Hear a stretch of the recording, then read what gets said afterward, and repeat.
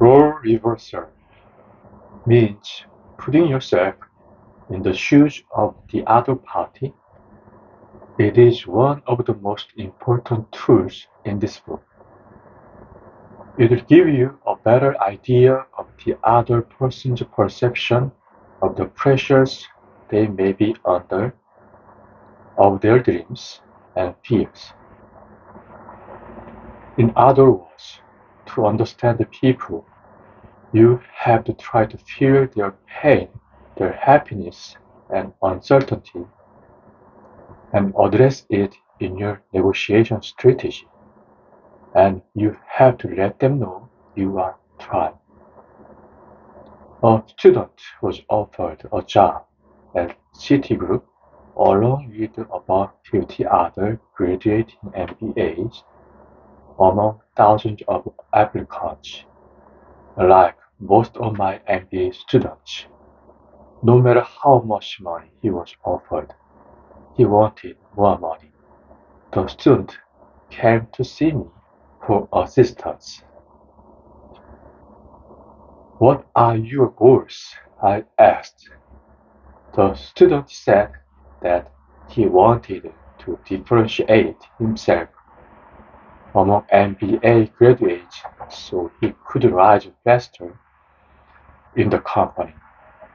He also said that he wanted the vice president who had hired him to be his mentor. I said we should take the goals one at a time. First, if your goal is to differentiate yourself, and most MBAs ask for more money, how does asking for more money differentiate yourself? I said. Good point, he said. It's always a good idea to see if your actions are meeting your goals. Okay, I said. Let's take the second point. Who is this guy who you want as your mentor? The student said it was the vice president for whom the student had worked the previous summer. The vice president, he said, had just developed a new program to rotate the 50 new hires through various departments the following September. The vice president was nervous about the rollout. So I said, put yourself in the shoes of the vice president. What are his hopes and fears? How can you help him? The student did a role reversal, putting himself mentally in the vice president's shoes, and realized what he needed to do. He called up the vice president and thanked him graciously for the job. Then the student said he was hoping that the vice president could be his mentor. In return, the student volunteered to do whatever he could to help in the intervening 10 months.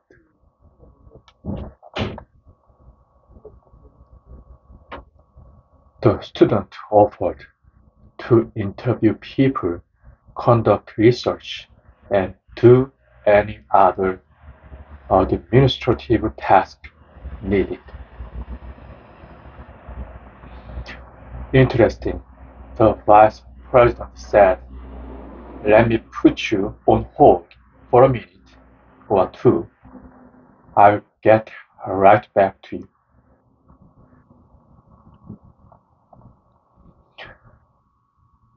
When the vice president came back on the line, he said, I'm going to tell you two things. First, I'm issuing you an immediate $15,000 bonus. And second, I want you to come to the Worldwide Citigroup Board of Directors meetings next month to meet the chairman and the CEO of Citigroup. Then student career was made before even joining a company with dozens of employees and almost $500 billion in assets. He was meeting the two people who ran the company, and it came from creating an opportunity from an ordinary incident, using the negotiation tools from this book. Role reversal will help you become exquisitely sensitive to the perception of the other side. People frequently are unable to express their feelings. It's your job to find out what is really behind people's comments. How do you do this? By trying to find out more about them, by putting yourself in their shoes, by trying to see the pictures in their heads. I once advised a clothing supplier, Comark, in Montreal. One of the buyers, Catherine, for her khakis, was having delivery problems with her Chinese manufacturer. In class, she played the role of the factory owner based on their last meeting. Suddenly, she stopped. I just remembered, she said. We walked down a row of shirts. He was giving a bunch of us a tour. He picked one shirt off the rack and displayed it. This is Kathy's shirt, he said.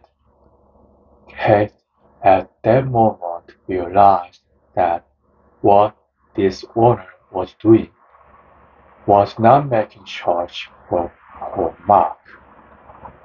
Even though he made tens of thousands of them, he was making shirts for Katie.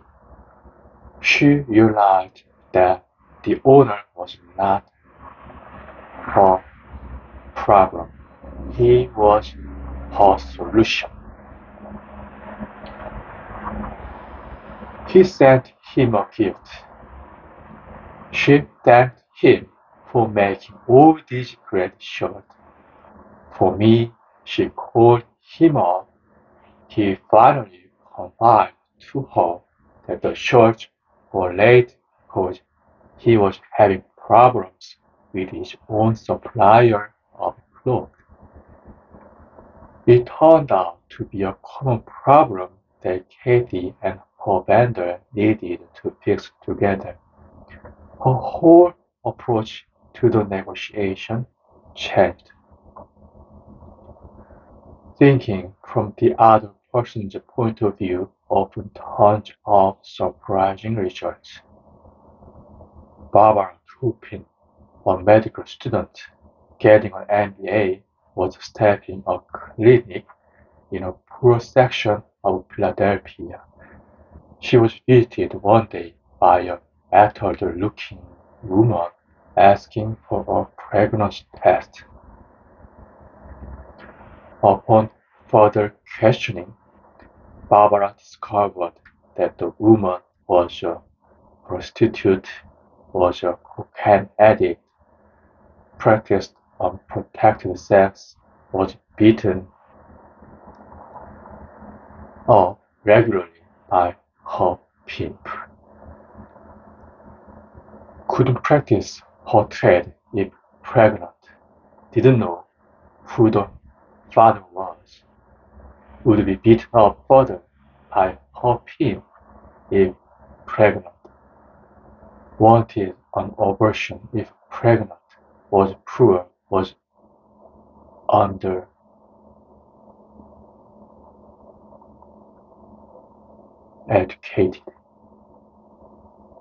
and had never been to be a clinic before.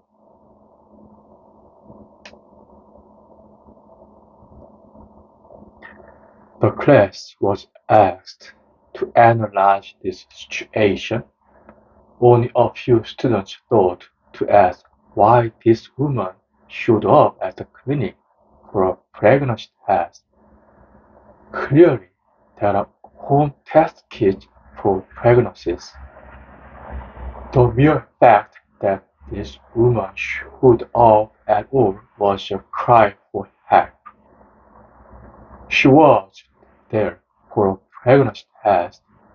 If it is critical to recognize what people are actually saying, not just what they appear to be saying, Barbara gave the woman a pregnancy test and talked to her about her options.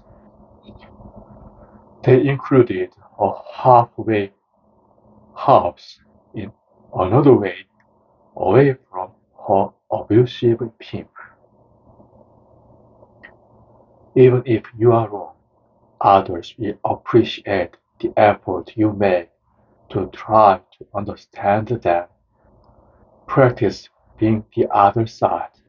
Have your colleagues play you. Go through a negotiation simulation. You don't need a lot of fancy theories. You just need the knowledge of how to practice, the will to practice, and a little time. It'll make you a stronger negotiator.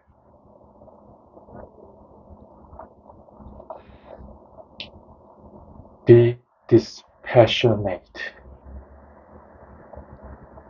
What is the correct response to the statement, "You are an idiot"? You might think, "Go jump in the lake," or "You are even more of an idiot," or "Drop dead," or are the right answer is, "Why do you think I am an idiot?" Why is it the right answer? First, you get information for the negotiation or the next negotiation. The best negotiators are dispassionate and continue to ask for the information. As mentioned in chapter 1, if someone says to you, "I hate you," ask why. Ask what they like most about your competitors and least about you. If they threaten you, ask why they are so angry. Respond to what is behind what they are saying, not just to their often ineffective efforts to express their feelings. Even if they tell you only a little bit, you will get valuable information that you can use to persuade them. David Horrocks, a health information executive, was working on a 5-day project. Halfway through day 2, a team member angrily and publicly declared that I had purposely misled him. David said. David did not express anger. Instead, he asked specifically what he had done.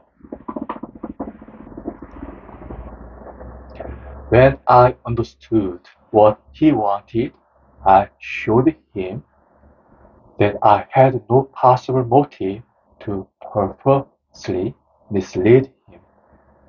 David said the other party's anger quickly subsided and the team functioned smoothly again.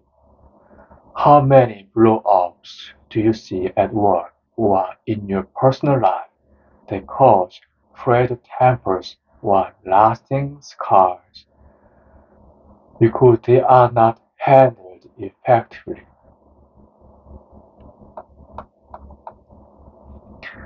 State and restate your goals. Goal setting is not just something that is done at the beginning of a negotiation. You need to check on your goals frequently. Are you all still on the same page? Have new events or information caused you to rethink your goal? Are your actions still consistent with your goals? When you drive a car to a destination, you make all sorts of adjustments with the steering wheel to get there, including detours if needed to avoid roadblocks. How you achieve your goals in a negotiation needs to be similarly adjusted.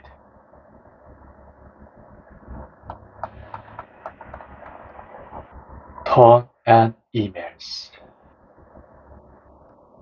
Negotiation is very sensitive to the exact words and tone used.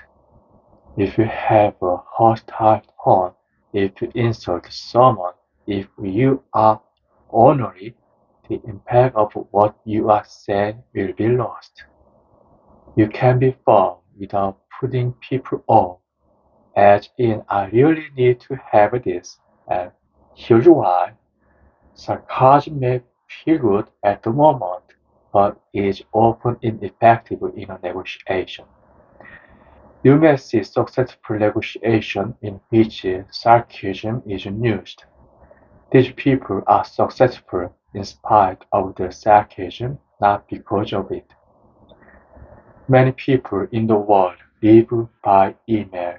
Entire companies owe their existence to email. In 2009, 34 billion emails were sent per day worldwide, or 2,000 times the 50 million per day in 1998. That's 10 trillion emails in 2009. If you include spam, the number is 5 times higher.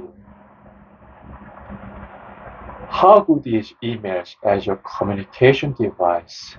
Terrible. Most people say.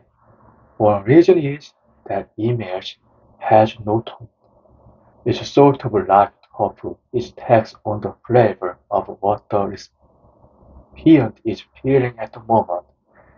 If the other person is feeling defensive, they may think you are attacking them.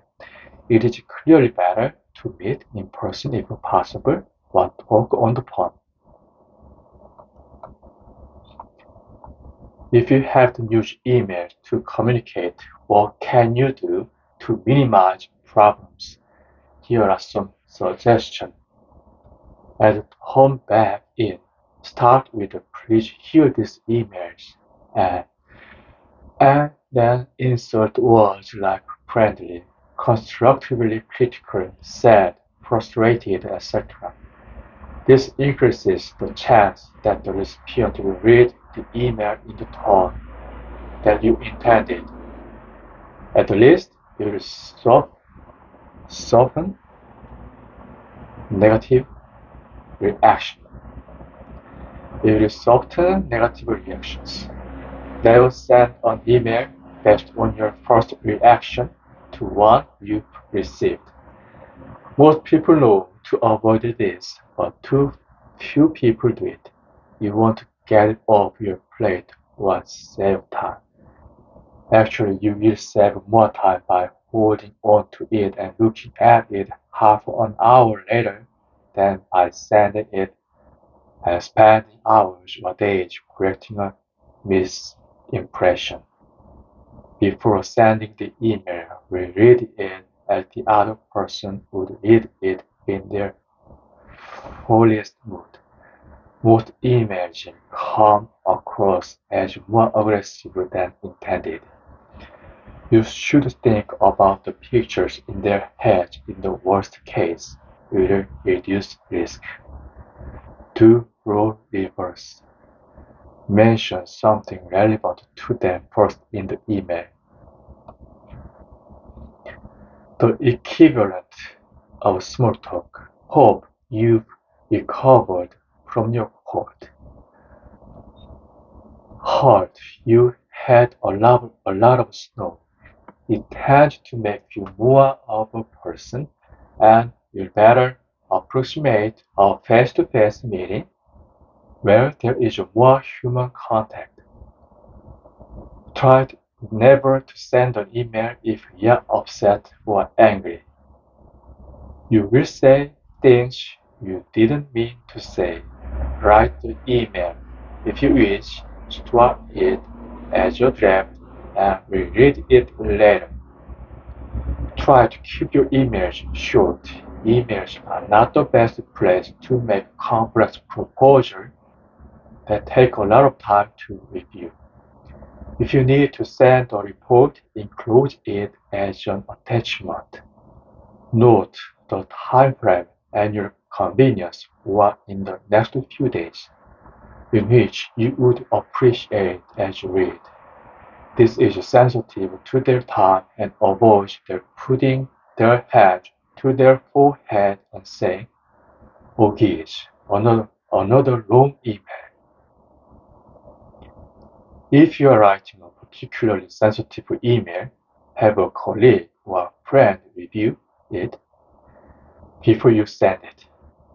A fresh pair of eyes usually helps.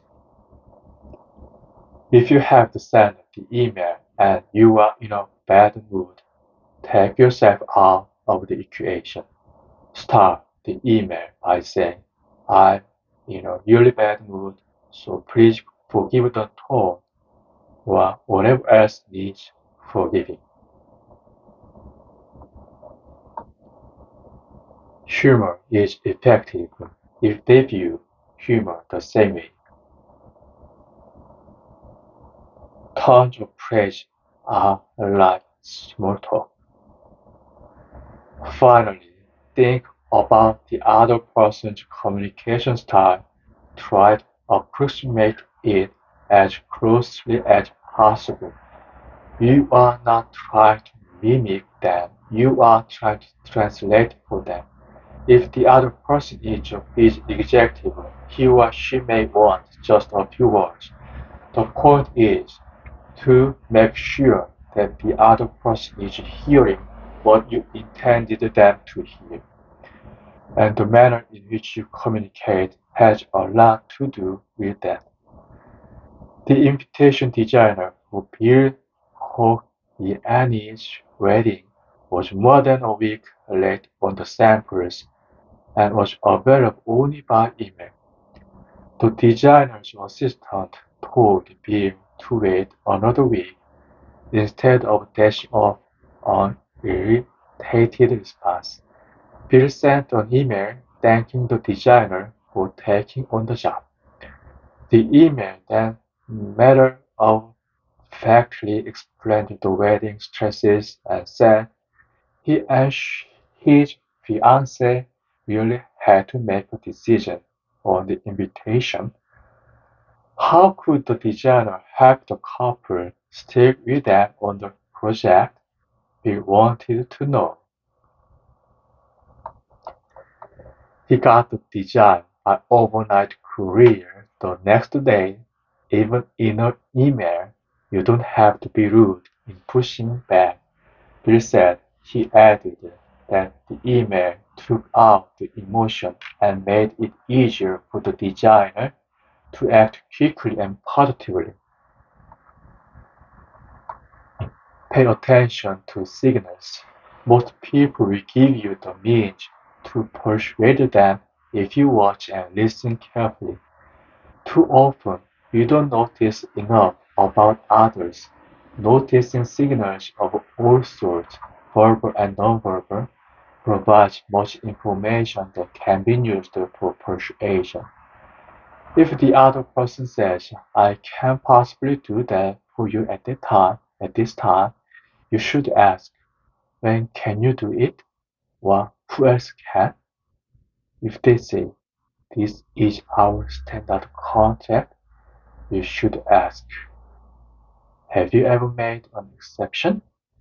If they say, "We never negotiate on price," you should ask, "Well, what do you negotiate on?" Look at every word, inflection, action. Melissa Gruzert asked that the rent be lowered for an apartment. The landlord declined. She asked if he recently charged less. 2 years ago, but not today, the landlord said. Melissa, now an attorney in Chicago, picked up the signal about "not today" and responded, Well, if not today, how about tomorrow? The landlord reduced the rent.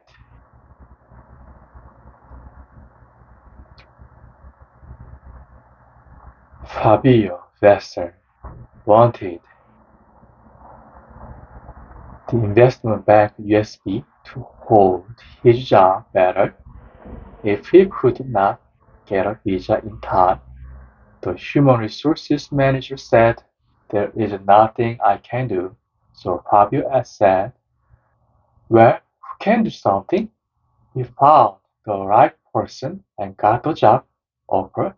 Heck, Fabio, not an investment banker at the Nomura International in London, had listened carefully and heard the signal.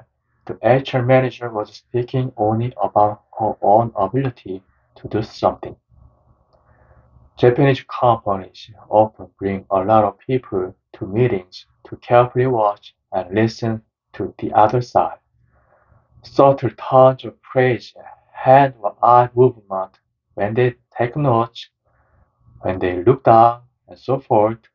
This provides a great deal of information. After the meeting, the Japanese team gets together and compares notes. What does this mean for you? It means that when you go to a meeting of any significance, bring someone with you. When your colleague is talking, listen and watch carefully. You'll pick up signals invisible to those not paying close attention.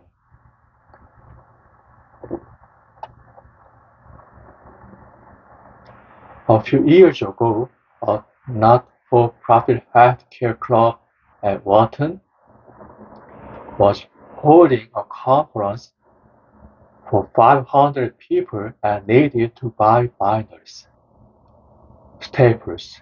The office supply store wanted to charge $1,300.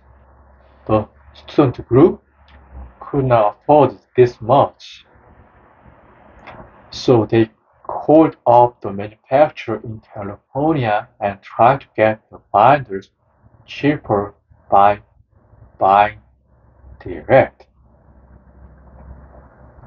The manufacturer sales rep said she was unable to sell directly to ultimate customers.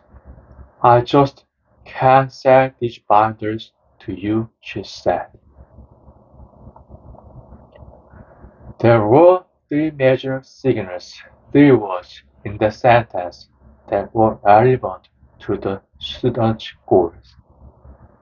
What were they? I, sell, and you. The I was, if the sales rep herself could not sell the binders to the student, could some other department at the company sell them to the student group? The U word, if the student group could not buy them from the sales rep, perhaps some other department of the university could buy them and provide them to the student group. Finally, and this is the question the students asked, if you can sell them to me, can you give them to me? The answer, yes.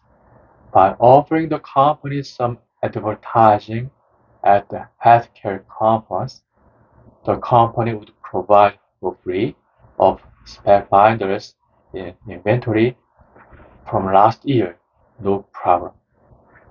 In thousands of different ways, small and large.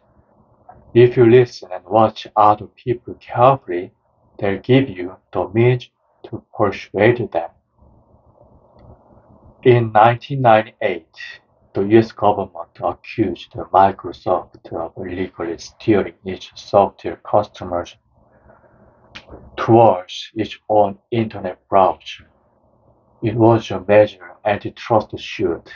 In this case, the US government missed a settlement signal from Microsoft big enough to drive a truck through.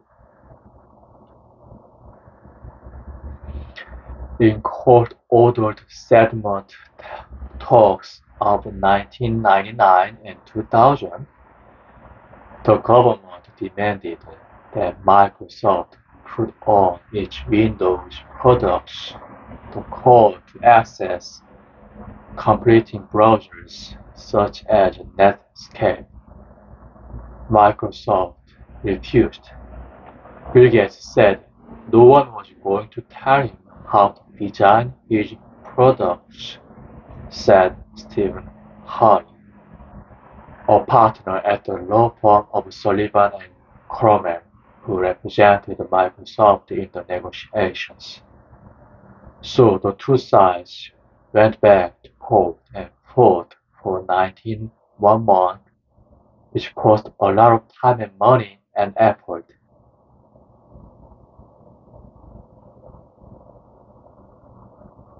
When Microsoft said it would not put the codes on its products, what should the US government have asked?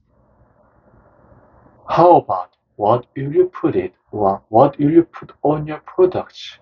Microsoft sent a big signal to the government by saying that it wouldn't put the codes on its products.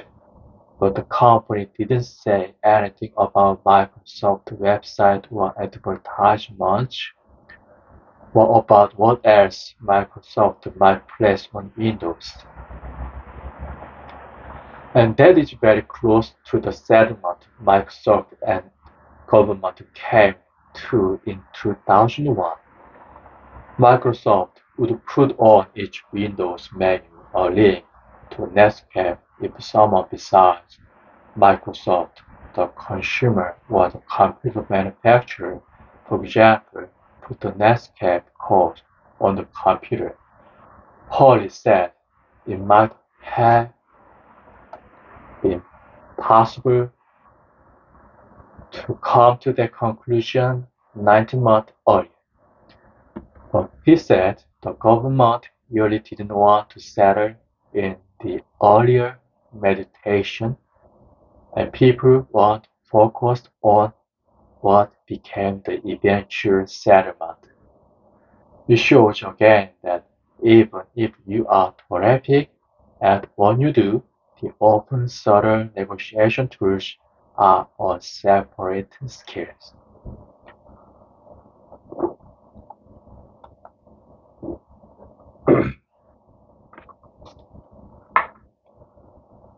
Find out how they make a match. This was discussed in Chapter 2. As an effective commitment involves both the picture in their heads and how those pictures are communicated.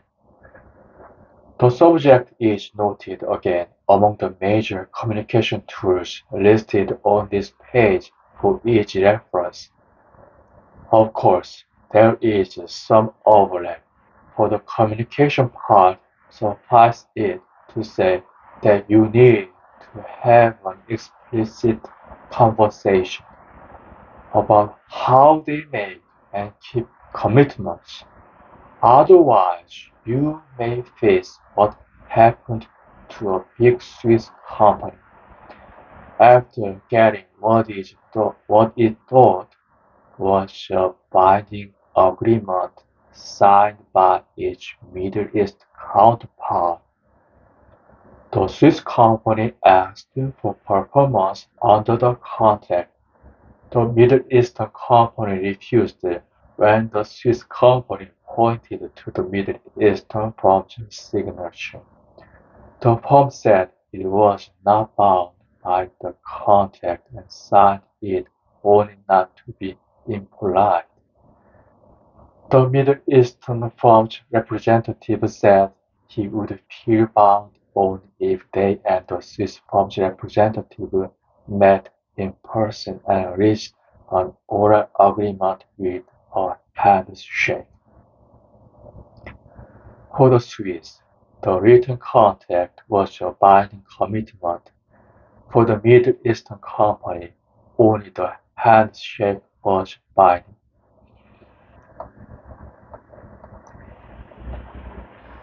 Consult before deciding. Let's say you are making a decision that affects other people. It may be a decision to go to the movies or a restaurant, build a new store or factory. You don't consult everyone that it affects. You make the decision on your own. What happens? The first thing that most likely happens is that people will oppose you just because you have devalued them. You didn't think enough of their opinions to ask them. Even though the decision affected them, it doesn't matter whether they have anything worthwhile to say or whether you already know what they are going to say. By failing to consult them, you are alienating people. Instead of saving time, it will cost you time. They go out of their way to think of roadblocks. This is because you sent a non-verbal signal that their opinions were not worth hearing. The second thing that most likely happens is that you won't get what are often good ideas that you might not have considered.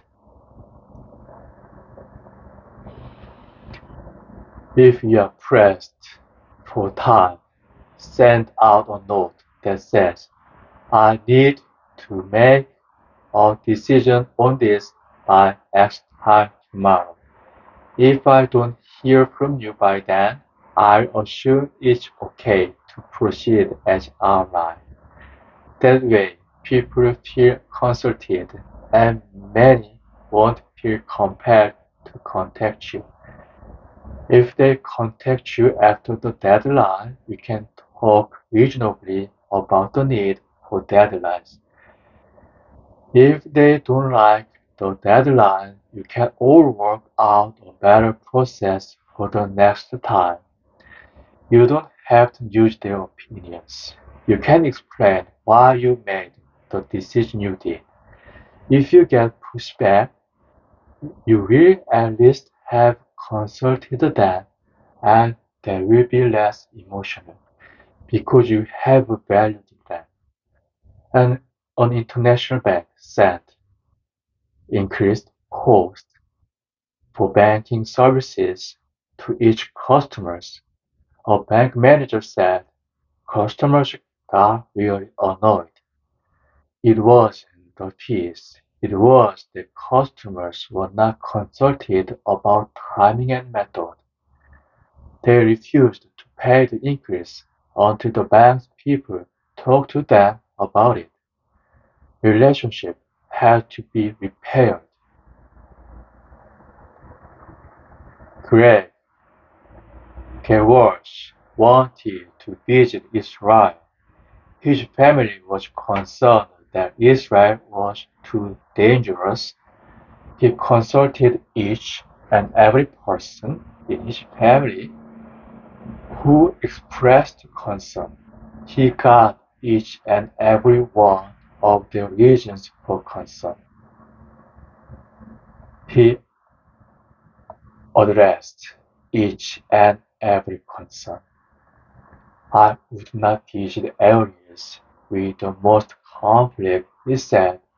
I let my family know I was consulting with them before I committed to the tour. I let them fully air each of their concerns. The result was that his mother calmed down and his father became satisfied that it is safe.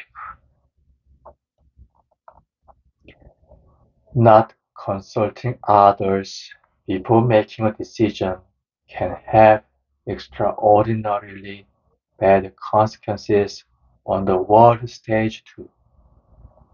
Before a speech to the United Nations on September 12, 2002, President George W. Bush declined to consult other countries on a subject of key importance to the world. Whether to invade Iraq or sovereign nation instead then and in the weeks that followed, he outlined the new policy of unilateral U.S. military action anywhere in the world if the United States felt threatened. As such, President Bush devalued the opinions of the leaders of 200 countries and territories in the UN. He angered much of the rest of the world in the process. Many nations did not send troops to Iraq to help the United States. Others sent fewer troops or pulled them out sooner. He got much less support. President Bush could have given the same kind of speech, providing the United States the same degrees of freedom, without causing such an adverse reaction.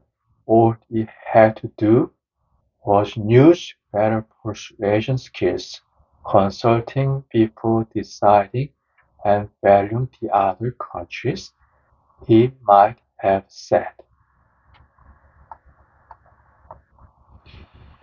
I know this is a difficult time for many of you. Some of you represent Arab nations who feel conflicted. Others represent developing countries that have their own beef with the United States. But I respectfully suggest that we have a common enemy, and that is international terrorism.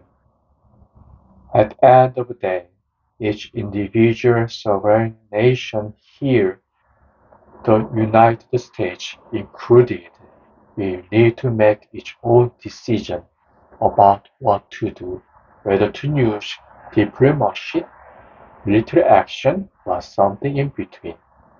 But before we make our decision, we are going to try to consult as many countries as we can. Same speech, allowing the United States the same degrees of freedom, takes just about 1 minute to say, but it sounds different, doesn't it? And it would likely have enlisted more countries and more troops, perhaps producing a better outcome than the multi-layer loss of life.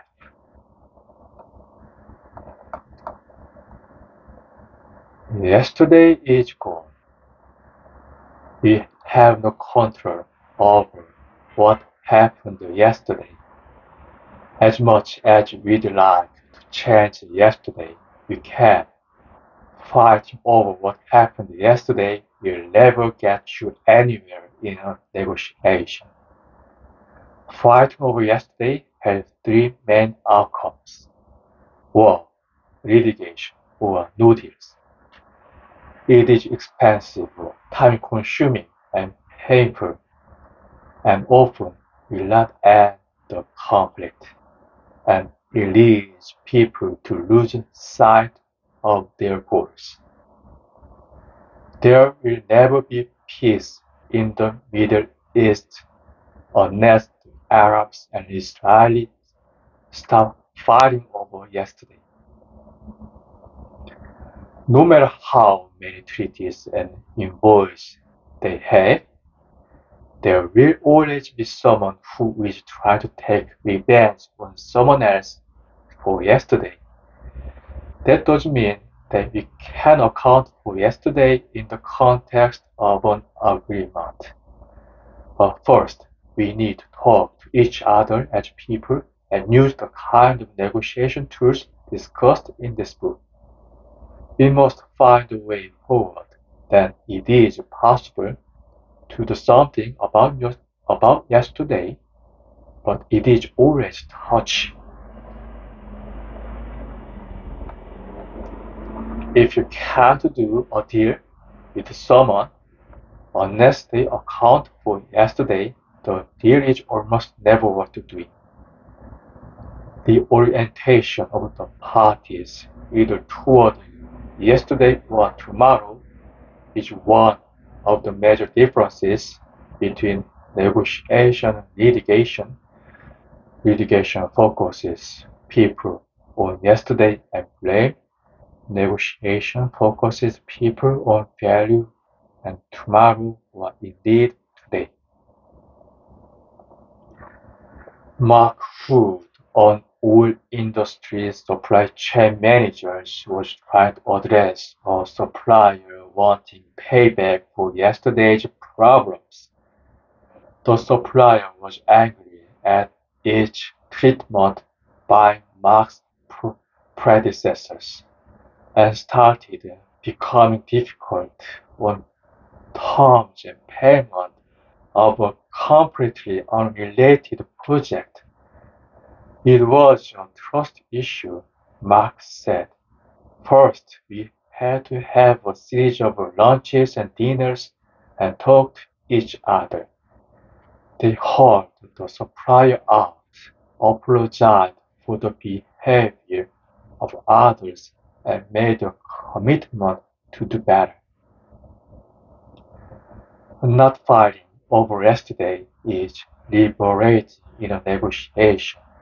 You encourage the other parties to talk only about those things over which they have control. It helps separate what's relevant from what is not. It empowers both parties. You can say, why blame me for yesterday? I wasn't involved, and I don't speak for those who were. Who's right is pointless in negotiation. Assigning blame and punishment is a natural human reaction, yet it is very difficult psychologically for the other person to agree to be punished. And it's hard to admit you are wrong. It makes you appear less valuable to yourself and others. Blame almost always requires a third party, a judge, a jury, a referee. If you want to argue over who is right, you'll find it much harder to get them to meet your goals. Instead, you will have to pursue the more expensive alternatives, litigation, third-party arbitration, or war. It is better to ask negotiation questions. What do we do now, and how do we prevent this from happening again? In 1993, Malden Mills, the maker of Polatec, a popular synthetic fleece, had a $400 million fire that destroyed its factory outside Boston, Massachusetts. The CEO of the company, Aaron Hurston, kept the union workers on duty at full salary for 2 years as the plant was being rebuilt. It was a time of significant unemployment, and Hurston became a national hero. He was on the cover of Time magazine. But Malden Mills was worried about possible federal violation from the fire. The federal investigators were planning to interview two local fire departments, the Malden Mills Plant Fire Brigade and the Malden Mills City Fire Department. The Plant Fire Brigade arrived immediately after the fire started, but was unable to put it out. The city fire department arrived 20 minutes later, after the fire was out of control. The city ultimately put out the fire, but the plant was destroyed. The Plant Brigade was infuriated and wanted to blame the city fire department, said Jeff Bowman, then the company's crisis coordinator and marketing director. I was a consultant to the company during that time, assisting Bowman. The two of us urged Forrestin in strong terms not to let his firemen criticize the city firemen. Blaming the city, he said, would not meet the company's goals of getting a clean bill of health from the federal government. Being right was not the company's goal. Not having a big regulatory fine was the company's goal. Preserving the company's great reputation was the company's goal. Preston was particularly concerned about his own reputation being tarnished. Blaming the city would only alienate its fire department. Don't lie, I said, but your firefighters can certainly say that while the city fire department got there 20 minutes after the plant fire brigade, the city people live farther away. Perhaps in the future they might live closer. Also, they trained the plant firefighters and they ultimately put out the fire. Even though this was reasonable framing, you can imagine how difficult it was to get the plant fire brigade to do this. They wanted to be right in public. Eventually, however, the CEO prevailed upon them. The plant firefighters offered a tactical response in public. The city fire department then supported the plant. The plant got a clean bill of health from the feds in significant part because of the local fire department's support. The company would not have survived without them, said Bowman, who has since retired and is the chief operating officer of Massive, a military apparel maker in Searland, Oregon. Mills survived because they focused on their goals, not on who was right. Each tool in this chapter is subtle. Each requires only small change in what you say in a negotiation. You don't have to use all these tools at once. Try one or two of them, practice them, build some confidence and get result. Then try something else. For remember the watchword of this chapter, immortalized by Professor Godford in David Lean's film, A Passage to India. One cannot tell anyone anything unless they are ready to hear it.